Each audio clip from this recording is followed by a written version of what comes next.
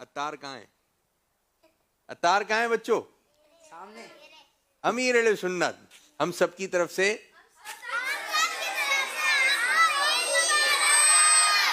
خیر مبارک.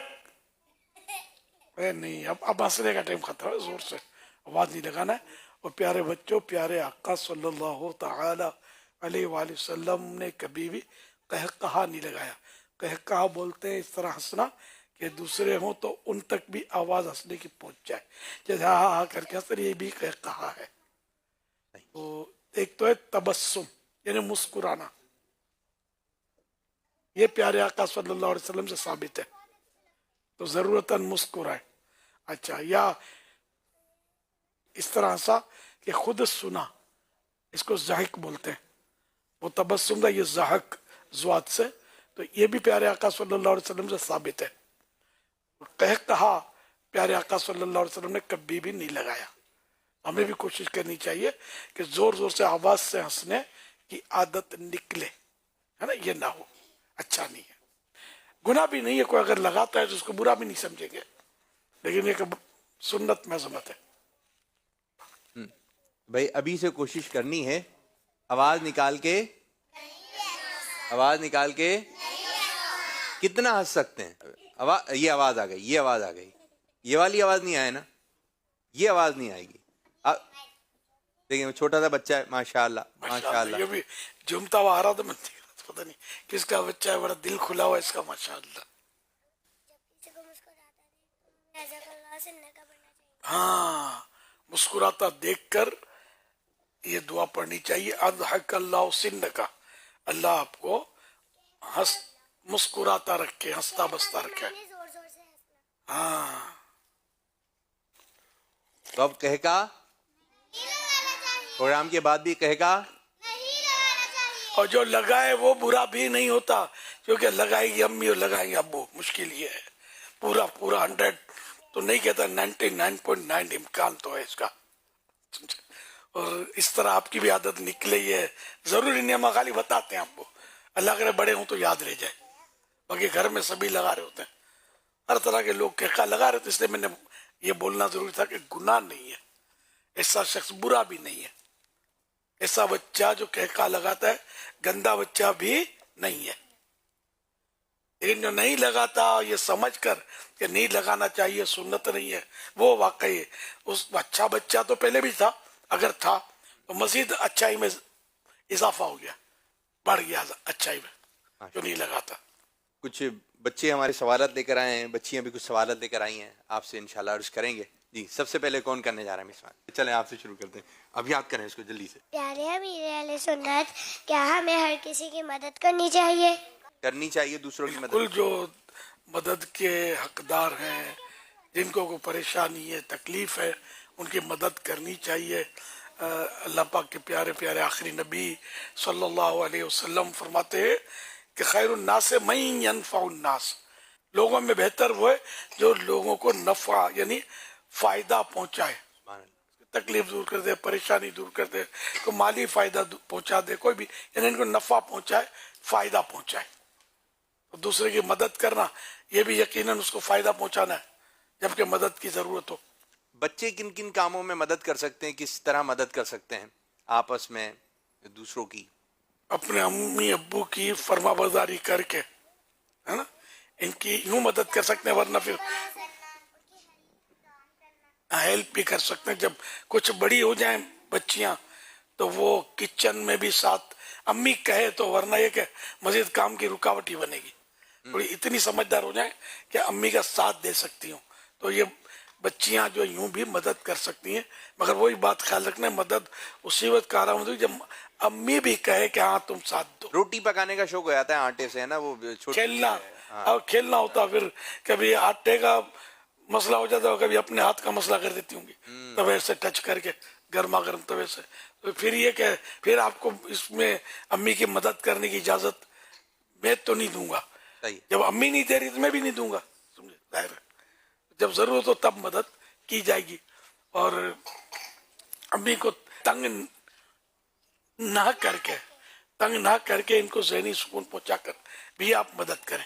कि आप शरारत करेंगे, बच्चे शोर मचाएंगे, अड़ाउड़ी करेंगे, ये तोड़ा वो फोड़ा, छोटे ने बड़े को मारा तो बड़े ने छोटे को उठा के फेंक दिया, तो इस तरह के धंधे करेंगे तो सारी एक तो ये जो फेंका तोड़ा फोड़ा ये भी नुकसान किया, और दूसरा ये कि अम्मी अब्बू के लिए भी वो इसमें बेचैनी परेशानी, तो ये सब काम धंधे जो ये उल्टे सीधे धंधे छोड़ के इस तरह की शरारतें छोड़कर भी अम्मी अब्बू की मदद करें ताकि इनको सुकून मिले। माशाअल्लाह माशाअल्लाह। सल्लु अला हबीब सल्लल्लाहु ताला अला मोहम्मद सल्लल्लाहु अलैहि वसल्लम। प्यारे मेरे अहले सुन्नत, हमदर्दी क्या होती है? हमदर्दी में मदद भी आ जाती है न, किसी के साथ मतलब यानी कि किसी पर तरस खाना,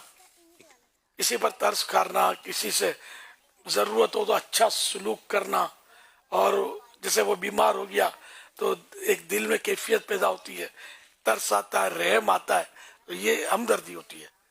इसकी हमदर्दी फिर हमदर्दी खाली इतना कि हमने दिल में ये सोच लिया कि बेचारा तकलीफ में है, हमदर्दी का इजहार तो ये अगर मुमकिन हो और उसको भी जरूरत हो तो उसकी मदद भी करनी चाहिए। कभी उसको दवा चाहिए तो बुला कर दे दी, गरीब है तो उसको कुछ पैसे दे दिए या उसका इलाज करवा दिया। हमारे क्या होता है कि मरीजों को अगर कोई गरीब मरीज है पता है तो इसको पूछेंगे भाई कोई जरूरत है, जरूरत तो नहीं है, मुझे बोल देना, कोई भी जरूरत हो कोई भी काम हो, ये पूछना समझ में नहीं आ रहा। तो बाज खुददार होते नहीं बोलते, क्या जरूरत होती है लेकिन वो टाल देंगे और यूं बेचारे वो आजमाइश पे रहेंगे। आपको पता है कि ये है गरीब आदमी, तो इसको लिफाफे में रकम डालकर कोई ना देखे इस तरह दें, सबको दिखा कर नोटें लहरा कर ना दी जाए, छुपा कर, और लोग देख रहे हो इस तरह भी नहीं, लिफाफा भी लोग देख रहे हैं, देंगे तो समझ जाएंगे, तो ये ख्याल रखना है। अच्छा, एक मरीजों के साथ ये एक अजीब सुलूक होता है हमारे यानी कि एक ट्रेंड बना हुआ है कि मरीज के पास जाते हैं तो फूल देते हैं, गुलदस्ते फूल बिक रहे होते हैं। अच्छा, ये फूल जो बिक रहे होते हैं ना, ये होते भी वो निफार्मी होते हैं, इनमें खुशबू इतनी होती नहीं है, लेकिन खाली एक शो होता है। ये फूल दें है जायज देना, या फूल देंगे या इसके लिए कोई फल पेश कर देंगे, ये भी जायज है, अच्छे काम है। लेकिन अब ये मरीज इस फूल को करेगा क्या? जमा होते रहेंगे ईद के दिन, खास मौके पर जो बेचारे मरीज जो जिनके मरज तवील होता है ना, तो ये क्या फूल इकट्ठे, अब हजारों रुपए के ऐसे लोगों के पास सैकड़ों रुपए के फूल जमा हो जाते होंगे। अच्छा, फल जमा हो जाते होंगे। अब ये मरीज बेचारा ना फल खा सकता है, बाद मरीज नहीं खा पाते, सभी फल लेकर आ रहे हैं। हाँ, सभी फल लेकर आ रहे हैं, बहुत सारे जमा हो गए। कब तक रखेगा इसको? फूल तो वाकई अब तो इनका काम मुरझाना है, ये खत्म हो जाएंगे, काम नहीं आएंगे। तो क्या ही अच्छा हो कि अगर ये रवाज पड़ जाए ना, आज ईद का सिलसिला हमारी मतलब एक तादाद है वो नाजरीन की देख रही होगी, तो ज़ाहिर नसीब कि हम ये इस सिलसिले की तरकीब बनाए कि हम फल और ये फूलों की मतलब ये गुलदस्ते बड़े बड़े सैकड़ों रुपए के गुलदस्ते होंगे, और इसके बजाय मतलब ये कि हम इनको नकद रकम देते हैं कि इसको फल लेने होंगे। अब आपने जो फल दिए ये इसके मुआफिक नहीं है, आपने मिसाल के तौर पे खट मिठे फल दिए जो ये खाते ही इसको खांसी शुरू हो जाती है, छींके शुरू होकर नजला आ जाता है, तो ये मीठे फल खाते हैं, तो ये पैसे होंगे तो मीठे फल खरीद लेंगे, अगर फल ही लेना है इनको। और इसी तरह दवाएं, जो हॉस्पिटल भी होता है ना, दवाएं ये लिख कर देते हैं डॉक्टर, आमतौर पे मेडिकल स्टोर से लेनी है। अब वो बेचारा गरीब आदमी है, बेटे से मिन्नत कर रहा है, बच्चों की अम्मी से कह रहा है तुम मुझे उधार ही दे दो, मैं दवा मंगवा लूं। अब ये आप ये मुस्कुराते हुए फूलों का गुलदस्ता लेकर गए, इससे ये दवा एक के बदले 2 आ जाएंगी, 3 यही दवाएं आ जाएंगी इसके।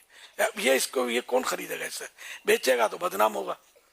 इसके लिए मैं अर्ज कर रहा हूँ कि चाहे वो हकदार हो या ना भी हो, कोई बात नहीं, न मुतवस्सित दरमियाने दर्जे का हो, लेकिन बातों का दरमियाने दर्जे के जो नजर आते हैं ना, या मालदार जो नजर आते हैं, वो भी कर्जे में डूबे होते हैं, परेशान होते हैं। मुझे इसके तजर्बात है। हो सकता है कोई सोचे کہ یہ مطلب وہ باتیں کر رہا ہے جو بچوں کے تو پلے بھی نہیں پڑتی. یہ بھی ہو سکتا ہے. مٹھائی بچے کون سے لے جائیں گے, پھولوں کے گلدستے کون سے لے جائیں گے بچے. تو معذرت کے ساتھ مجھے اس کا بھی تھوڑا تھوڑا احساس ہے کہ جس دن بچے آنے والے ہیں نا, ان کے ماں باپ جو ہے نا بچوں کے آنے سے پہلے سے منتظر ہوں گے. تو میں ان کو سمجھا رہا ہوں, بڑوں کے لیے. بڑوں کو, کہ ناظرین بڑے بھی تو ہوتے ہیں نا. تو یوں مطلب کوئی یہ نہ سوچے. تو یہ ہمارا جو سلسلہ ہوتا ہے اسی طرح کا ہوتا ہے. یہ نیکی کی دعوت ہے اور حکمت کی باتیں ہیں. صلو علی الحبیب صلی اللہ تعالی صلی اللہ علیہ وسلم.